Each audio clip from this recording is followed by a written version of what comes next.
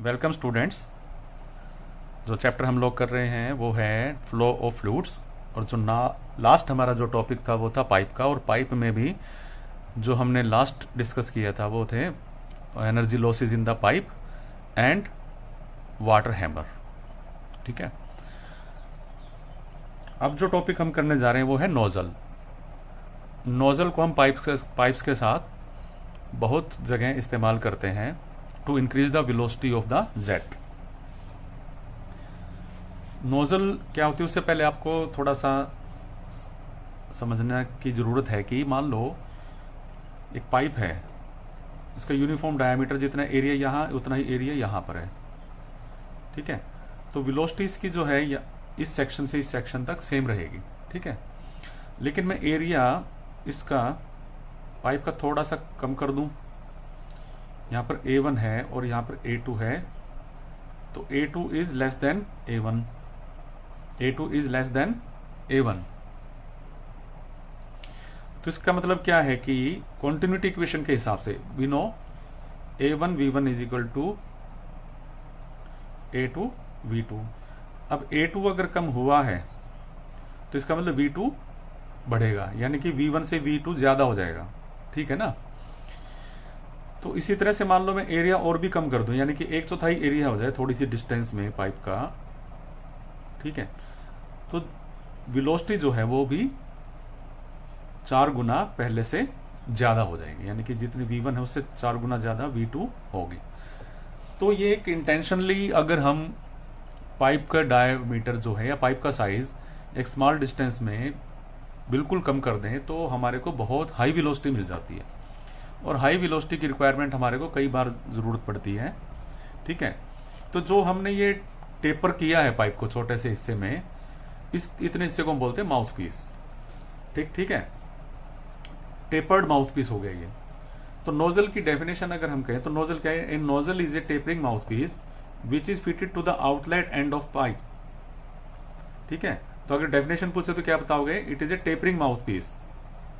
ठीक है, या छोटा सा टुकड़ा पाइप का जिसका साइज रिड्यूस हो रहा है, टेपर में है, which is fitted to the outlet of a pipe. ठीक है, किस लिए जोड़ा है? The total energy at the end of the pipe consist of pressure energy and kinetic energy. ठीक है, तो पाइप में जो लिक्विड आ रहा है उसके अंदर प्रेशर एनर्जी और काइनेटिक एनर्जी दोनों है। By fitting the nozzle at the end of the pipe the total energy is converted into kinetic energy. तो वो साइज कम करके पाइप का या नोजल जोड़ के पाइप के आगे हम क्या करते हैं कि जो प्रेशर एनर्जी है उसको भी काइनेटिक एनर्जी में कन्वर्ट कर देते हैं, यानी कि जितनी टोटल अवेलेबल एनर्जी है फ्लूइड की उसको पूरी की पूरी को काइनेटिक एनर्जी में कन्वर्ट कर लेते हैं। जैसे कि मैंने अभी बताया ना कि मान लो हमने 1/4 एरिया कम कर दिया तो वेलोसिटी भी जो है 4 गुना बढ़ जाएगी। 4 गुना वेलोसिटी बढ़ी तो उसके हिसाब से वेलोसिटी हेड भी काफी बढ़ जाएगा, क्योंकि वो तो v²/2g होता है। तो वेलोसिटी हेड बढ़ा तो किसकी कीमत पे बढ़ेगा? कोई ना कोई दूसरी एनर्जी कम होगी, और वो एनर्जी कौन सी कम होगी? Pressure energy. तो जो प्रेशर एनर्जी साथ में दी पाइप में लिक्विड में वो कम करके हम वेलोसिटी में कन्वर्ट कर लेते हैं, तो हमें हाई वेलोसिटी जो है वो जेट मिलता है। ठीक है, तो by fitting nozzle at the end of a pipe the total energy converted into kinetic energy. The nozzles are used where higher velocities of flow are required. ठीक है, तो ये 3 चीज आपको बतानी। एक तो डेफिनेशन होगी नोजल क्या होती है, ठीक है, और फिर वो काम कैसे करती है और उसका यूज क्या है। जहां पर हमें हाई वेलोसिटी चाहिए लिक्विड की, कहां कहां चाहिए होती है हमें? एक तो टर्बाइंस, जहां पर हमें व्हील्स को घुमाना है। टर्बाइन कहां यूज करते हैं? हमें बिजली पैदा करने के लिए टर्बाइंस का यूज करते हैं, वाटर टर्बाइंस। तो जनरेटर की शाफ्ट को घुमाने के लिए हमें टर्बाइंस लगाने पड़ते हैं। टर्बाइन जब घूमता है तो वो जनरेटर की शाफ्ट घूमती है, तब वो बिजली पैदा होती है। वो आगे आपको एक्सप्लेन भी करेंगे। तो जो हाई हेड से पानी जो आ रहा है, यानी कि डैम से बहुत हाइट से जब पानी नीचे आता है तो उसमें काइनेटिक एनर्जी प्रेशर एनर्जी दोनों है। और पाइप के एंड पे हम नोजल लगा देते हैं तो वो पूरी पूरी एनर्जी काइनेटिक एनर्जी में बदल जाती है, यानी कि वेलोसिटी बढ़ जाती है। हाई वेलोसिटी के साथ जब वो व्हील पे टकराता है तो उसको रोटेट कर देता है, तो हमें एनर्जी मिलती है, रोटेशनल एनर्जी। तो एक तो टर्बाइंस में यूज होता है नोजल का। ठीक है, दूसरा जैसे आपने एक प्रैक्टिकल एग्जांपल फायर एक्सटिंग्विशर जो आपने देखे होंगे हर एक ऑफिस में, बिल्डिंग में, वो आग बुझाने वाला एक सिलेंडर टंगा रहता है, आप उसकी पाइप देखोगे, पाइप भी होती है साथ में और उसके साथ में एक नोजल भी होती है, ठीक है। तो नोजल वहां भी यूज करते हैं। इसके अलावा और भी हम बहुत सारे जगह देखेंगे कि नोजल यूज होती है। जैसे सर्विस स्टेशन होते हैं, वहां पर जो पाइप होती है, तो जिससे वॉशिंग हो रही है, तो उसके अंदर से, पाइप के अंदर से बिल्कुल पतली एक हाई स्पीड की जो है वो जेट निकल रहा होता है, तो वो भी एक नोजल लगी होती है उसके आगे भी, ठीक है। तो उससे हमें हाई वेलोसिटी मिल जाती है। अब इसकी थ्योरी देखते हैं नोजल की। पहले देखते हैं नोजल से अगर हम निकालना चाहिए कि रेट ऑफ फ्लो कितना हो रहा है, तो उसके लिए हमारे को चाहिए होगी वेलोसिटी। तो एक क्वेश्चन ये भी आता है, वेलोसिटी का फार्मूला क्या है, नोजल से जो लिक्विड निकल उसकी कितनी वेलोसिटी है। भी हमने जो नोजल लगाई है, हमारी रिक्वायर्ड वेलोसिटी उस पर मिलेगी या नहीं मिलेगी, तो उसके लिए क्या फार्मूला है चेक करने का, तो उसका डेरिवेशन भी है इसमें। तो जैसे एक ये टैंक है, उसमें लिक्विड भरा हुआ है, पानी है, और उसके नीचे एक पाइप लगा रखी है, ठीक है, और पाइप की लेंथ है L, और उस पाइप के एंड पे जो है एक नोजल लगाई है, ठीक है। तो नोजल के जो पार्ट होते हैं, ठीक है, तो ये नोजल का आउटलेट है, ये इनलेट है, ठीक है, और इसको हम बोलते हैं बेस ऑफ नोजल। ये क्या है, बेस ऑफ नोजल, ठीक है। तो अब इस पाइप की जो सेंटर लाइन से जो टैंक में पानी की हाइट है वो H है, कैपिटल H, ठीक है, और डायमीटर जो पाइप का वो है कैपिटल D, और V is the velocity of the fluid in the pipe. अच्छा, ये भी आपको पता, थियोरेटिकली हमने निकाला था, वेलोसिटी जो होगी, किसी टैंक में से पानी निकल रहा था, उसकी वेलोसिटी √2gh इसके बराबर होगी। तो जितने प्रेशर हेड अवेलेबल है, पोटेंशियल हेड अवेलेबल है, तो उसके हिसाब से वेलोसिटी का फार्मूला ये वाला फार्मूला होता है, ठीक है, थियोरेटिकल वेलोसिटी का फार्मूला है। तो इस वेलोसिटी के साथ ये लिक्विड फ्लो कर रहा है। तो D is the diameter of pipe, length of pipe, diameter of nozzle at the outlet. ये जो डायमीटर है इसका, ये वाला डायमीटर जो है वो D है। Velocity of flow eight the outlet of nozzle. अब इससे निकलने के बाद जो वेलोसिटी है जेट की, वो ये है, मान लो small v। F is the coefficient of friction of the pipe. जो पाइप की लेंथ है उसमें जो फ्रिक्शन है, वो जो पाइप है उसका जो है कोफिशिएंट ऑफ फ्रिक्शन F है, और टोटल हेड जो है वो हमारा अवेलेबल है H, ठीक है, यहां पर पाइप के इनलेट पे। और A is the area of nozzle at the outlet, π/4 d², ठीक है। यहाँ पे D था इसका डाया, तो इसका एरिया इतना हो जाएगा। अब इसमें पाइप में कितना हेड लॉस होगा यहां से यहां तक जाने का, वो फार्मूला डार्सिस फार्मूला यूज करें तो वो क्या है, 4FLV²/2GD। तो इससे हम हेड लॉस निकाल लेंगे HF, ठीक है, इस फार्मूले से।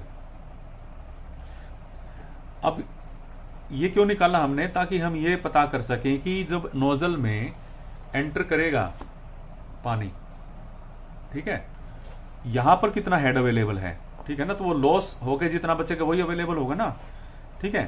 तो head available at the inlet of nozzle या base of nozzle will be equal to H - HF, ठीक है। इसको हम लिख दें इस तरह से, ये हमारा नोजल के इनलेट पे हेड अवेलेबल है, या इतनी एनर्जी हमारे पास अवेलेबल है, ठीक है। अब नोजल में कोई लॉस हम एज्यूम नहीं कर रहे, तो total head at inlet of pipe था किसके बराबर, total head at the outlet of nozzle plus में लॉसेस, ठीक है। हमने आउटलेट पे लिया ये वाला जो है बेस ऑफ नोजल पे और आउटलेट ऑफ नोजल पे, ठीक है। टोटल हेड हम ये मान रहे हैं क्योंकि वहां पे कोई एनर्जी लॉस नहीं हुआ इसके बीच में, ठीक है। तो जितना इनलेट पे अवेलेबल था उतना ही टोटल हेड आउटलेट पे हो गया। तो वो किसके बराबर हो जाएगा फिर, मान लो यहां से निकलने के बाद वेलोसिटी v थी, तो टोटल हेड नोजल के आउटलेट पे कितना होगा, बाकी तो सब एनर्जी खत्म हो गई यहां पे आने के बाद, क्योंकि ना तो प्रेशर हेड बचा ना पोटेंशियल हेड है, तो केवल वेलोसिटी हेड ही बचा, और वो होगा v²/2g के बराबर, ठीक है। और लॉसेस हमारे थे ये HF, ठीक है। तो ये जो टोटल हेड हमारा इनिशियली अवेलेबल था वो किसके बराबर हो गया आउटलेट पे, v²/2g + HF, यानी कि जो लॉस हुआ और जो वेलोसिटी हेड तो हमें मिल रहा है, लेकिन वो पूरा इस एच के बराबर नहीं है जो टोटल हेड था, कुछ लॉसेज हुए तो हमने इसमें जोड़ दिया तब जाके वो बराबर हुआ है। तो इसको हमने इस तरह से लिख लिया। अब कॉन्टिन्यूटी इक्वेशन ये है, ठीक है।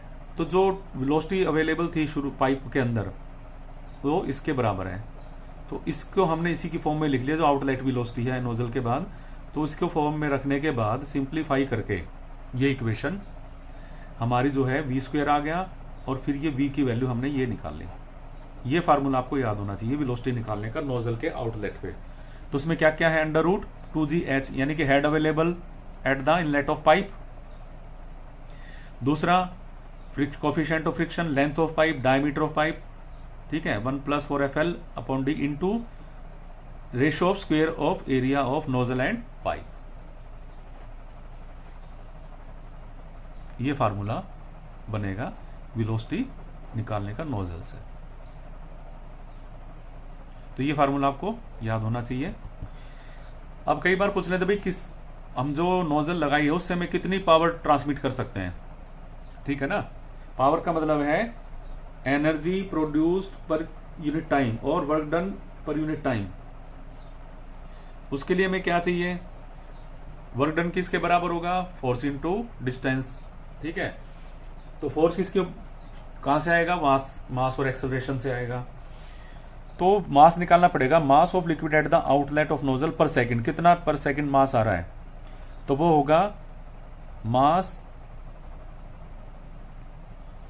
Density into area into velocity, ठीक है। तो इतना मास पर यूनिट टाइम जो है वो पर सेकंड जो है वो नोजल से बाहर आ रहा है, ठीक है। तो इसको आप सिंप्लीफाई करोगे तो अपने आप ही केजी पर सेकंड में आ जाएगा। देखो डेंसिटी होती है KG per metre cube, area metre square, velocity metre per second, ठीक है। तो ये सब कट जाएंगे तो बचा क्या, केजी पर सेकंड। तो ये मास की ही यूनिट है पर यूनिट टाइम, ठीक है।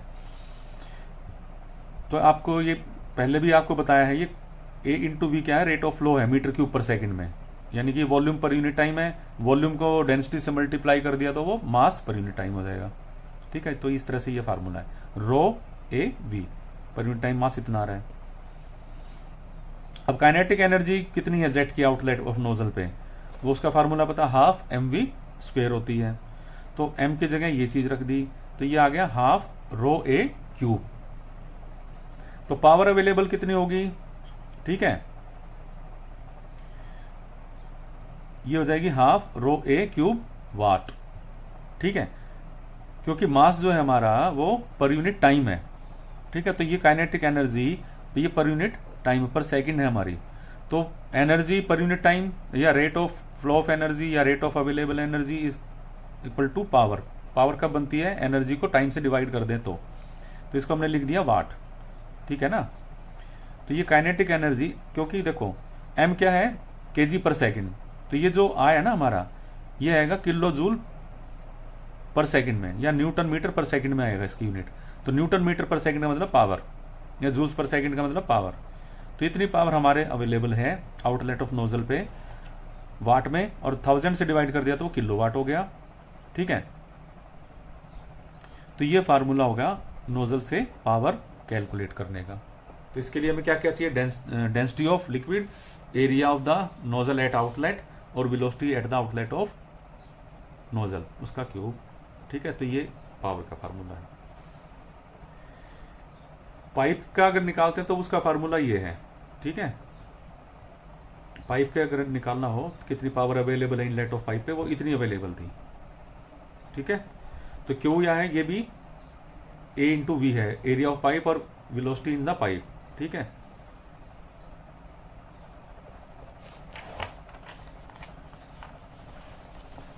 तो इतनी पावर जो थी पाइप के इनलेट पे अवेलेबल थी, ठीक है, और इतनी आउटलेट पे है नोजल के। तो एफिशिएंसी नोजल की कितनी हुई, आउटपुट अपॉन इनपुट, तो आउटपुट अपॉन इनपुट कर दिया, ठीक है।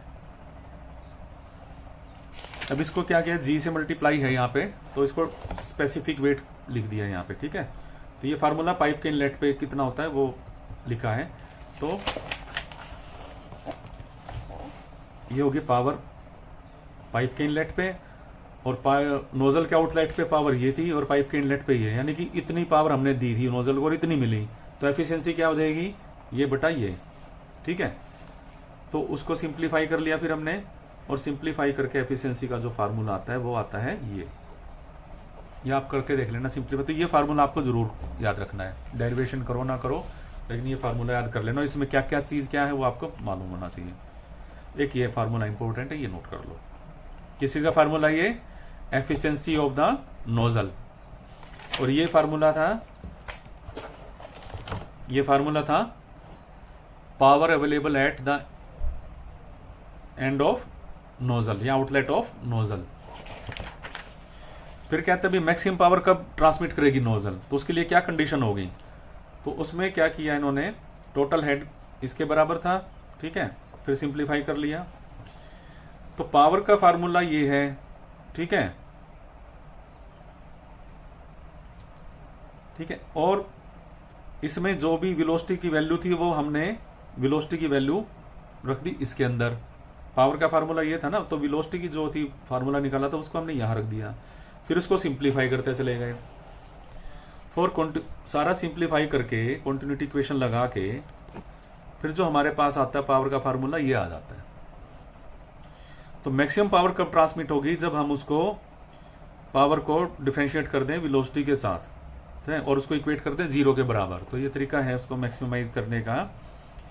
तो इसको डेरिवेशन इसका कर दिया, ठीक है, डिफरेंशिएशन किया इसका। तो इसको डिफरेंशिएशन करने के बाद ये फार्मूला आ जाता है, ठीक है। और इसको सिंप्लीफाई करते हैं जब हम, तो HF और टोटल हेड अवेलेबल के बीच में एक रिलेशन आ जाता है, ठीक है। तो वो क्या बताते हैं कि हेड लॉस जो पाइप में है वो अगर टोटल हेड अवेलेबल का 1/3 ही हो, ठीक है, तो उस कंडीशन में पावर जो है मैक्सिमम ट्रांसमिट करेगी नोजल, ठीक है। This equation indicate that the power transmitted by nozzle is maximum when the head lost due to friction in pipe equal to the 1/3 of the total head supplied at the inlet of pipe. अगर ये condition achieve हो जाती है तो maximum power हमें nozzle पे मिलती है। तो एक ये फार्मूला आपको पता होना चाहिए, कंडीशन है ये, ठीक है ना। फिर कई बार पूछते हैं भाई डायमीटर कैसे निकालें नोजल का कि भाई मैक्सिमम पावर ही दें, ठीक है। तो उसके लिए फिर डेरिवेशन इसके की है।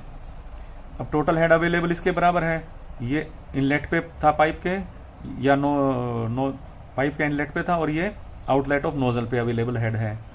तो फिर जो इसको सिंप्लीफाई करके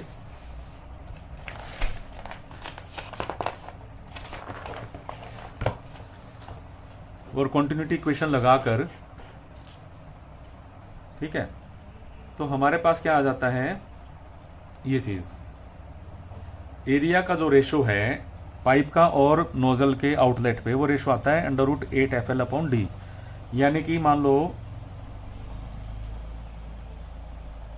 एरिया अगर पाइप का 100 है, ठीक है, तो नोजल का एरिया कितना होगा, A/√8 FL/D के बराबर, ठीक है, ये होगा। तो इसकी वैल्यू कहां से आएगी, diameter of pipe, length of pipe, coefficient of friction, 8 से मल्टीप्लाई है, ठीक है। तो मान लो ये वैल्यू हमारी आ जाती है अंडर रूट करके, फॉर एग्जांपल एरिया हमारा 100 है और ये वैल्यू आ जाती है हमारी 10, ठीक है। तो एरिया नोजल के आउटलेट पे कितना हो जाएगा, 10, ठीक है। फॉर एग्जांपल बताया मैंने, ये वैल्यू और भी ज्यादा हो सकती है। अब रेशो निकाल लिया। अब रेशो निकालने के बाद ए और ए की जो वैल्यूज है वो रख दी हमने, ये एरिया पाइप का, ये नोजल के आउटलेट पे है। डी की फॉर्म हमने एक्चुअली डायमीटर निकालना है ना, तो इसको रखने के बाद सिंप्लीफाई करते गए, ठीक है, हमने लास्ट में निकाल लिया डायमीटर ऑफ नोजल। तो ये फार्मूला आएगा नोजल के डायमीटर का। हमें अगर मैक्सिमम पावर ट्रांसमिट करानी है नोजल से, तो उसका डायमीटर इस तरीके से लेना है कि वो पाइप के डायमीटर की पावर 5 डिवाइडेड बाय 8 FL, ठीक है, और उसकी फिर वो 1/4 पावर। तो ये फार्मूला भी आपको याद करना है। तो नोजल में आपको क्या क्या मेनली याद रखना है, डेफिनेशन ऑफ नोजल, ठीक है, और वो कैसे काम करती है, फिर उसका यूज, ठीक है। फिर उसके एग्जाम्पल दे देने 2-3, जैसे मैंने आपको और भी बताए हैं, जो भी आप एग्जाम्पल देना चाहो, एक ये जरूरी है। फिर उसके बाद निकाला कि भाई नोजल से जब बाहर आएगा लिक्विड तो उसका वेलोसिटी कितनी होगी, तो उसका फार्मूला ये निकाला था, ठीक है। और वेलोसिटी पता लग जाएगी तो एरिया इनटू वेलोसिटी से रेट ऑफ फ्लो भी निकाल सकते हैं नोजल्स का, ये फार्मूला था। फिर अगला फार्मूला हमने निकाला था पावर ट्रांसमिटेड बाय नोजल, उसका ये फार्मूला, ये पता होना चाहिए आपको, ये वाला फार्मूला, ठीक है। फिर उसके बाद एफिशिएंसी निकालने का फार्मूला आपको पता होना चाहिए, एफिशिएंसी निकालने का फार्मूला ये बताया मैंने, ठीक है। और फिर उसके बाद मैक्सिमम पावर ट्रांसमिशन की कंडीशन निकाली थी, वो ये है, head loss due in the pipe should be equal to total head available at the inlet of pipe by 3, यानी 1/3 of the total head available. फिर पाइप नोजल का डायमीटर निकालना है, तो फिर ये फार्मूला आपको याद करना। तो ये चीज आपको 4-5 फार्मूले ही आपको इसके बारे में याद करने पड़ेंगे। तो इसके साथ ही हमारा ये चैप्टर जो है फ्लो ऑफ फ्लूइड्स कंप्लीट होता है। और इसमें जो कुछ कराया है आप एक बार सारा का सारा एक नजर मारकर देखना, ताकि आपको सारा का सारा रिफ्रेश हो जाए और आगे तक याद रहे, ठीक है बच्चों। तो नेक्स्ट वीडियो लेक्चर्स जो होंगे हमारे, अगला चैप्टर जो शुरू करेंगे उसके बारे में होंगे, वो है हाइड्रोलिक मशीन्स।